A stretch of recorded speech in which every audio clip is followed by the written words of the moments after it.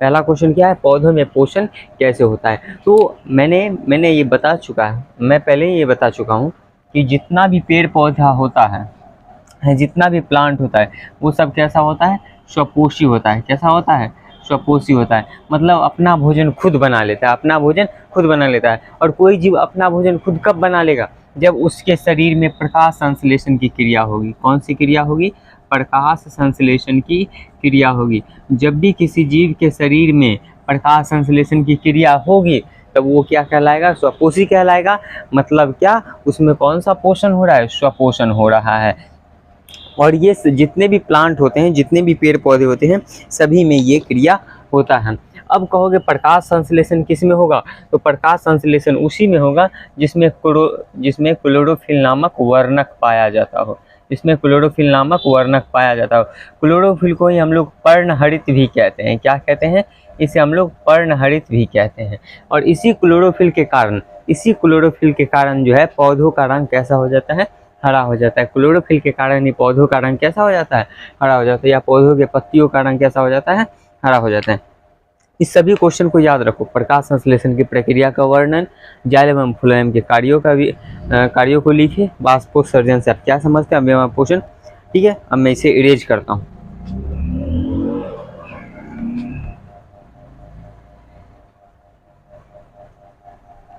इस वीडियो में मैं इसका पूरा प्रोसेस बताने वाला हूँ। इतनी बात तो समझ में आ गई नहीं कि पेड़ पौधों में कौन सा प्रक्रिया होगा, प्रकाश संश्लेषण की प्रक्रिया। कौन सी प्रक्रिया होगा, प्रकाश संश्लेषण की प्रक्रिया। अब मैं यहाँ पे एक छोटा सा पौधा बनाता हूँ, देखिएगा।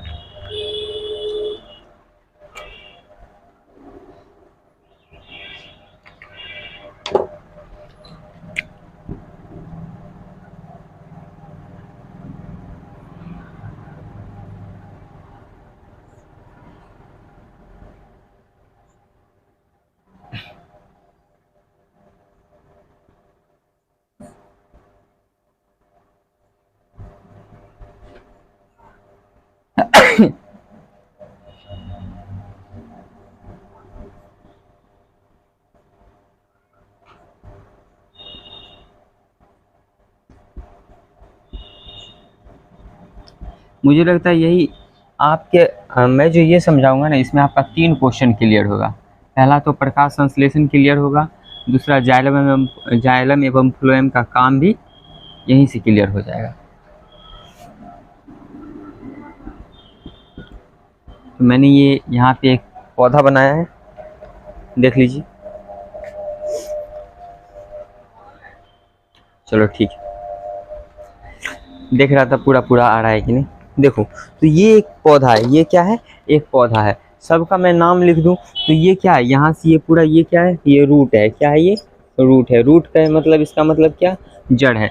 यहाँ से ये पूरा क्या है, ये सब क्या है, ये पूरा इस सब का, इसका पत्ती है। क्या है, ये सब पत्ती है। ये सब तना वगैरह, तो ये सब बताने की जरूरत नहीं है।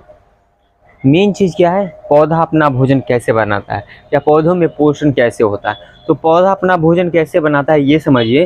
तो हमने क्या बताया कि पौधा अपना भोजन तभी बनाएगा जब उसमें क्या हो, क्लोरोफिल हो। कोई भी स्वपोषी जीव अपना भोजन तभी बना सकता है जब क्या हो, उसमें क्लोरोफिल हो। और इस प्लांट में भी क्लोरोफिल है, लेकिन क्लोरोफिल कहाँ होता है सबसे ज़्यादा, पत्तियों में। कहाँ होता है क्लोरोफिल, कहाँ होता है, पत्तियों में होता है। क्लोरोफिल कहाँ होता है, पत्तियों में होता है। एक बात बताऊं, यहाँ पर मैं सबसे पहले बता दूं कि प्रकाश संश्लेषण करने के लिए क्या क्या चाहिए। तो प्रकाश संश्लेषण करने के लिए सबसे पहले हमें चाहिए क्या, क्लोरोफिल। क्या चाहिए, उसके बाद हमें चाहिए सनलाइट। क्या चाहिए, सनलाइट का इसका मतलब क्या, सूर्य का प्रकाश।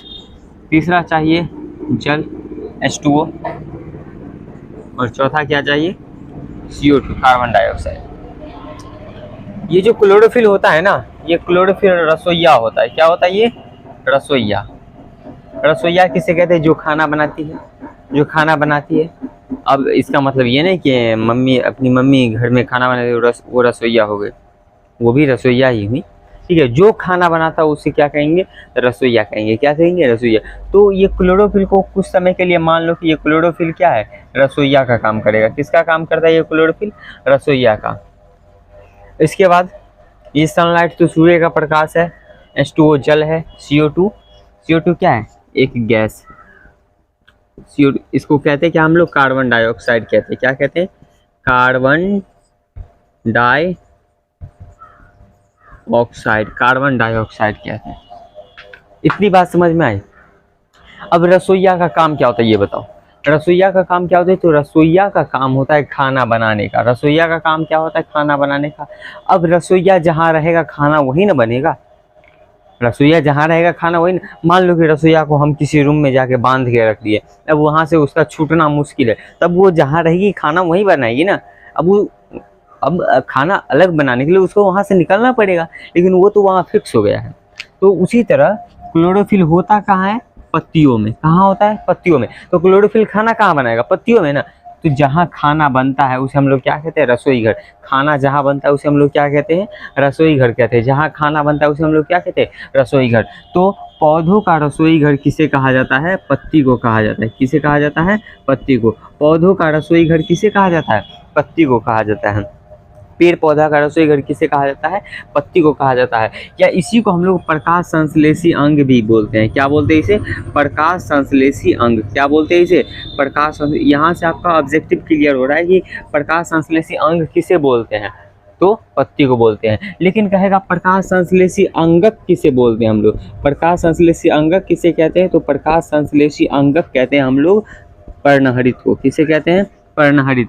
पर्णहरित का है इसका मतलब क्या, क्लोरोफिल। किसे, क्लोरोफिल। हम लोग क्लोरोफिल को क्या बोलते हैं, प्रकाश संश्लेषी अंगक, जो रसोइया होती है, जो खाना बनाती है। ठीक है, इतनी बात समझ में आई आपका। यहाँ से तो ये क्लियर हो गया होगा कि पेड़ पौधा का खाना कहाँ बनता है, उसके पत्तियों में बनता है। कहाँ बनता है, उसके पत्तियों में बनता है। कहाँ बनता है, उसके पत्तियों में। एक बात बताओ, हमारे पास खाना बनाने का, हमारे पास खाना बनाने के लिए सब कुछ है, ये पूरा चीज़ है। ये H2O, CO2, फिर यहाँ पे खनिज लवण होता है, खनिज लवण, ये सब है खाना बनाने के लिए। रसोइया भी है, अपने यहाँ रसोइया भी है। खाना जो बनाना है उसका पूरा सामान भी है, लेकिन गैसेस सिलेंडर नहीं है, चूल्हे नहीं है। खाना कैसे बनेगा, नहीं बनेगा ना।